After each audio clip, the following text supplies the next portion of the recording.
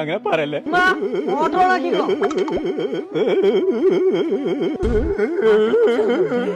എന്റെ ഷർട്ടൊക്കെ ചുളിഞ്ഞാക്കിയാ നിങ്ങളെന്നെ സ്ഥിരിട്ടാളിട്ടോ. ഇസ്തിരി പട്ടിയല്ല, തേപ്പ് കിട്ടിയെന്ന്. ആരെടുത്തുന്ന് തേയിനെ തേച്ചു. അതിനകത്ത് പോകും. എന്താ തേക്കാ കാരണം? SLC പാസ്സില്ലാതെ ഇനി വിളിച്ചും വേണ്ട, മെസ്സേജ് അയക്കണ്ട. അങ്ങനെ പറഞ്ഞു. നിങ്ങൾക്ക് 5-6 മാസം കൊണ്ട് SLC എഴുതിയാ പോലെ.